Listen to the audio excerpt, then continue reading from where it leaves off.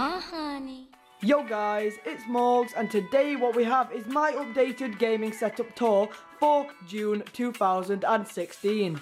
Now in this video I'm going to be giving you guys an in-depth look at my gaming desk and also going to be talking about everything in the desk. In my previous setup video I gave you a tour of the entire room. If you want to watch that one and see the actual room, then I'll leave a link in the description, but this one will be focused just on the actual desk and what I use on a daily basis. A few things to cover just before we get into the setup. Number one is about that Mac there, and before I get absolutely roasted in the comments, I thought I will explain about what I actually use that for. Now that side of the desk is not to use for gaming. This side is my gaming side. That side is not, because Macs aren't the best for gaming, and I'll admit it. Basically what I actually use this Mac for is most of my YouTube stuff, so that is editing, Photoshop, Final Cut, all that stuff, and I really like some of the software available on the Mac, so that is why I use it. So another question you may be asking is, why are you doing another gaming setup tour? That is basically just because a lot has changed since last time, and I mean a lot has changed. If you go back and watch my last setup tour, you will see that a lot has changed, and also this is very highly requested. So basically today I'm going to be taking you through it all,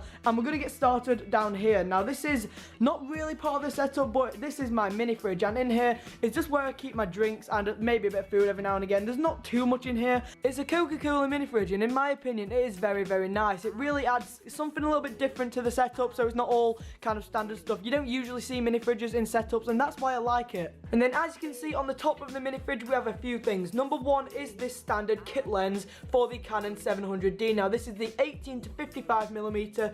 It's a pretty decent lens, but I recently upgraded, and that is the one that's currently on my camera, so this one I don't really use that much. Next here we have a portable charger. This thing is brilliant. It's got two USB ports. I take it with me basically wherever I go, just for extra charge on my phone and stuff like that. And yeah, I really like this charger. And here we have my main Xbox controller. This is my Xbox One Elite controller. Now I got this when I used to game a lot on Call of Duty. I don't do that too much anymore, but this thing is still an absolute tank. I love this controller. So nice in the hand. The grips on the back are brilliant. And then just above the mini fridge we have where I hang my headphones, and as you can see, 3 hangers, 3 different sets of headphones. They all have their own responsibilities and they're all made for their own thing. Down here is my Beats by Dre Studios. Now these things are awesome. I really like these. I use these for everything. I use these for when I'm on my computer, when I'm listening to music, when I'm editing. These things are just brilliant. I've had these for ages and I love them. Above that we have my Xbox One headset. This is the Astro A40s. They are wired.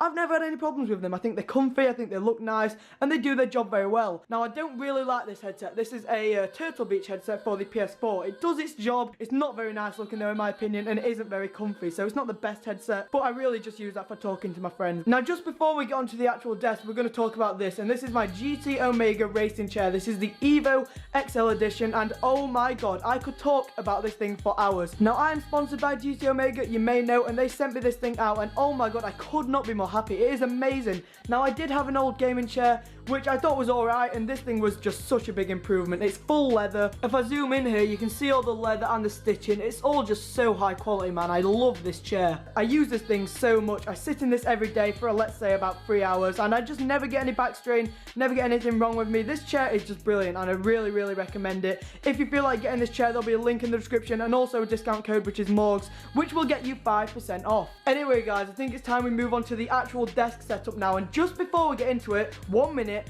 as you can see down here, the cable management is absolutely terrible. Now just hear me out while I explain. The reason the cable management is so bad is because I have 2 houses. I have my mum's house and my dad's house, and certain parts of this setup, like my consoles and often sometimes my computers and stuff like that, I have to transfer between house to house, and I move from house to house very often, so there would be like no point of cable managing this, because I'd have to just break it to actually get the cables that I need to take the stuff from house to house. So you know, I realize it is terrible, but there really isn't much I can do about it. I've tried to hide it as much as I can by putting it in that corner, and there is some stuff underneath the desk and behind that is hidden, but that's all really I could do. Anyway, here we have it guys. This is the main desk setup, and here is my Dyson Cool fan. Now this is a pretty decent fan. It is kind of weird looking, you know, I really like it. It looks kind of futuristic and it adds something a little bit different to the setup. The main reason why I like this though is because of the sound. Like this thing is very quiet, so it means that while I'm recording videos I can actually have my fan on and you won't be be able to hear the background noise, which is ideal. So here at the back is where I keep most of my consoles and of course my PC. We're going to start with the two consoles. We have the Xbox One and the PS4. As you can see, I really do rate both of these consoles. They're both good. If I had to choose which one I prefer, I would probably go with the PS4, but honestly, they're both great. And I use these to talk to my friends, play with my friends. I've got FIFA for both of these, a few Call of Duties and stuff like that. I really just do enjoy these consoles. Here we have my gaming PC. Now, this thing is a very good PC. In my last setup tour, I said that this thing was full of viruses and I didn't really use it that much. I cleared that. But yeah, this PC runs very well and it does its job completely. I do all my gaming on this thing. Most of my hardcore gaming. I wouldn't say I'm like a hardcore gamer, but when I play stuff like CS and games like that, I always do it on my PC. In terms of the actual specs, I'm not too sure, guys. I bought it quite a while ago, so I don't know the specs. But yeah, when I do feel like gaming, I always do it on my PC just because it runs very well. There's rarely any lag and I really do rate this PC. Now, as you can see on the top of the PC, there is my two PS4 controllers. This one is by far my favorite. This is a carbon fiber PS4 controller. I really like this one. And this is one that I use for like FPS games and shooters because I've got grips on the thumbsticks and grips on the sides. Now, you may be wondering, how do I actually record my PS4 and Xbox One screen? Now, I use the standard Elgato, which is back there. I don't use the newer ones because the standard one is fine for me. As well, back there is a HDMI splitter so that I can connect both of them to just one HDMI port. And now what we're going to do is move on to my monitor. Now, this one here is a BenQ monitor, and the reason why I like this monitor is it is height adjustable. Now, what this means is that I can actually match up the height to my Mac like that. So as you can see, it matches up. The only problem with this is it does not match up at the bottom, but you know, the fact that we've got it matching up at the top is alright for me. I looked around to see if there was one which would match up correctly, but there wasn't. This was the closest I could get. And anyway, I really do like this monitor. It's a BenQ gaming monitor. It's pretty good. It's fast, responsive. I think it's 1 millisecond, so you know, that is basically as good as you can get. And then down here is my keyboard. This is the Razer Blackwidow Chroma. I recently got this, I'd say a couple of months ago, and I really do like it. It's reasonably quiet. It's mechanical. LEDs are all changeable. I'm yet to buy a Corsair keyboard, so I should probably get one of them and see if it's any better. But for now, this keyboard is fine for me. And then here we have my mouse, which I use for my PC back there. This is the Logitech MX Master, I believe.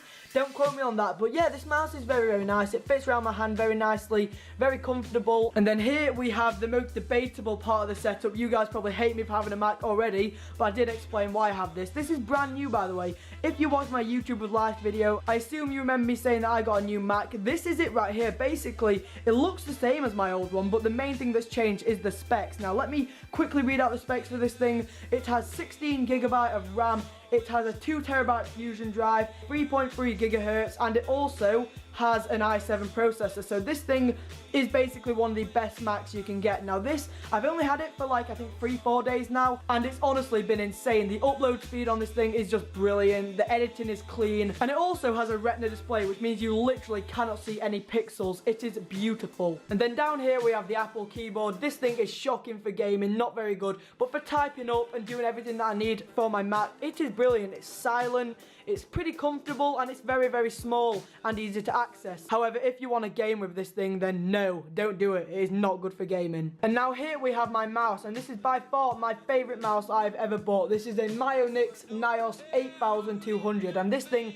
is an absolute beast. I would recommend this to everyone, and I'm not being paid to say that. Honestly, this thing is so comfortable, so nice feeling, it's so nice quality, and it's light. It's just brilliant. I just love this mouse, guys. And then back here, if I just grab it, it's currently not plugged in at the moment, but here is my mic. Now this is the Technica AT2020, just with a pop filter on. This mic's alright. If you go into any of my other videos filmed at this setup, you'll be able to hear the mic. I don't think it's the best mic. I would personally say the Blue Yeti is better, but this mic gets the job done, and it's very nice sounding. You cannot deny that. And now we're going to talk about the final thing on this setup, and that is my camera. Now this is what I use for all of my face cams when doing these videos. Currently recording on my G7X, but this is my main camera. This is a Canon 700D with a brand new lens. This is a Sigma 18 to 35mm, but this has an f1.8, and basically what that means is it lets a lot of light in, which means for low light situations like inside a bedroom or outside in the dark, this thing is very good. And yeah, it does work very well in low light, and the build quality on this thing is just insane. But guys, I think we have basically covered everything now. So that is the end of this updated gaming setup tour, and I just want to quickly say, Sorry for how red I am, it's really hot today. But yeah, I really hope you have enjoyed this video. As I said, it was highly requested, so if we could hit 4,000 likes on this video, that would be brilliant. Feel free to leave any suggestions, by the way, in the comment section below if you feel like there's anything I could add to this or change about this. I'll try and read a lot of them, and if there's something good, if you leave a good idea, then I'll try my best to actually do it. And another thing quite a few of you are probably asking is, how did I actually get the money and how did I actually get some of this stuff? Now, I'm not going to speak too much about this, but a lot of the stuff in my setup is strictly just for YouTube. Now, for example, let's say my Mac. Now, I wouldn't have a Mac with those specs if I didn't do YouTube. For example, like, I've got some of the highest specs possible on that Mac, and that is just because I want to get the videos edited for you guys. I'm a YouTuber, and if it means paying more money to make the experience better for you guys, then I'm prepared to do that. In a way, it's like I didn't have to buy a lot of these things, but just because I do YouTube and just because I care about you guys and I care about my videos, I wanted to make the quality and the overall experience better for you guys, just like, for example, this good camera and this Mac. But guys, thank you so much for all the support at the moment. It really means a lot to me. I really hope you've enjoyed this video. It took me quite a while to edit, so if you could smash a like, as I've said, that would be amazing. Got any questions or feedback, then remember to leave them in the comment section below. But as always, I've been Morgz, you guys have been awesome, and I'll see you in the next video. Peace out.